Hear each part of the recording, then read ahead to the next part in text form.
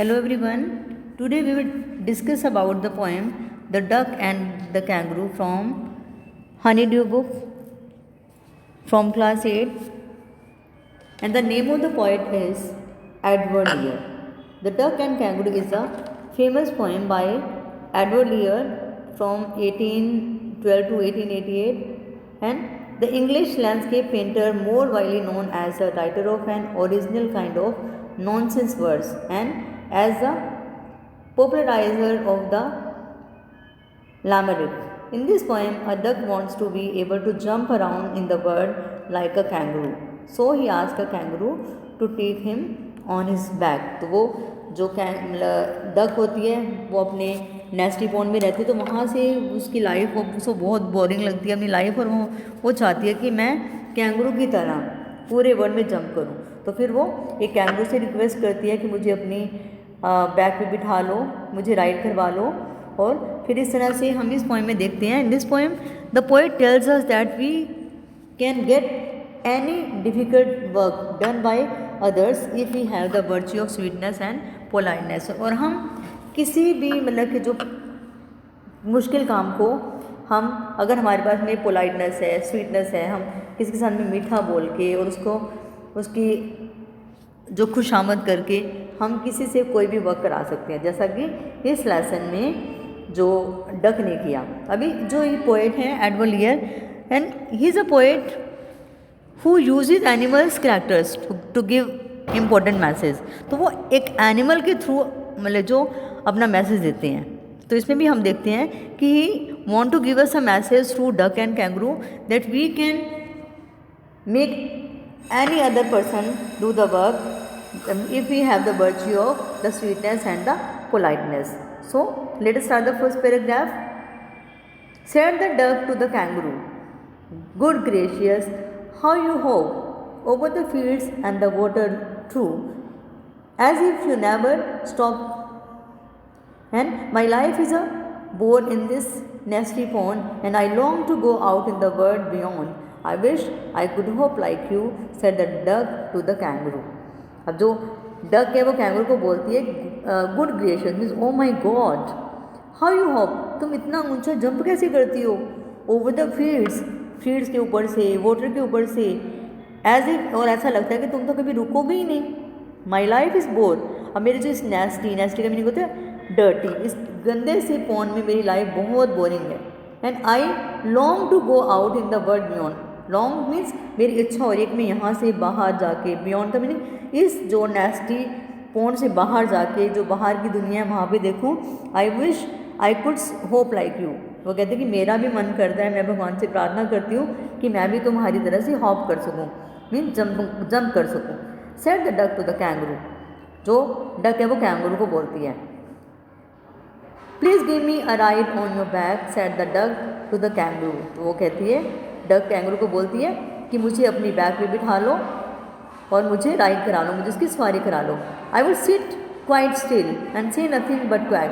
वो कहती है कि मैं बिल्कुल चुपचाप बैठूंगी बिना हिले डुले, मैं जो तुम्हारी उसकी बैक के ऊपर बैठूंगी मैं बिल्कुल भी नहीं हिलूंगी और बस और कुछ भी नहीं बोलूँगी, बस एक क्वैक बोलूँगी.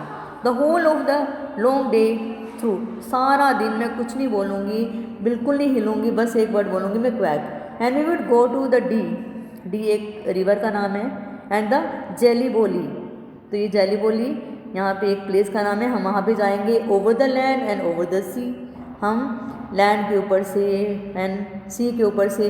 Please take me a ride, O do, कहते हैं प्लीज़ मुझे अपनी बैग की सवारी करा दो.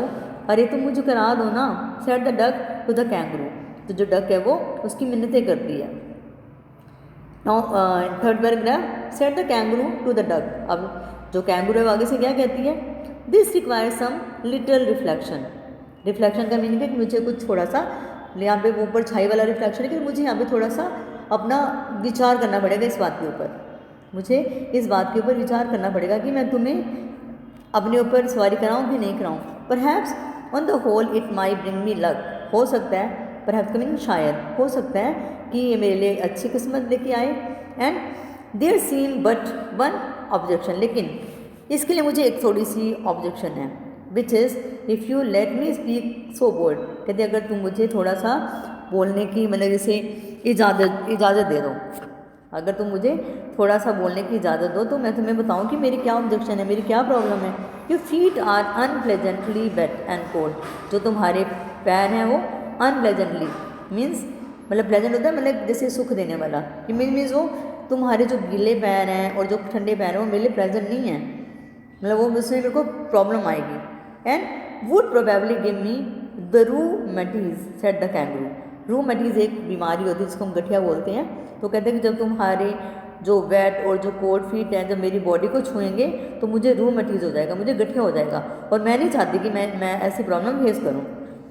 Said the ducks as I sat on the rocks. अब आगे से जो डक है उसको कहती है कि जैसे मैं रॉक के ऊपर बैठती थी, and I have thought over that completely, और मैं भी यही सोचती थी कि मेरे पैर गीले हैं और वो कैंगरू को प्रॉब्लम हो सकती है। And I brought 4 pairs of वॉस्टेड socks. वॉस्टेड means कि ऊन के, मैं बढ़िया ऊन के जो सॉक्स लेके आई हूँ, बढ़िया ऊन से बनी हुई सॉक्स हैं, उनके 4 पेयर लेके आई हूँ, और मैं 4 के 4 पेयर्स पहन लूँगी, फिर मेरे पैर तुम्हें बिल्कुल भी गीले नहीं लगेंगे।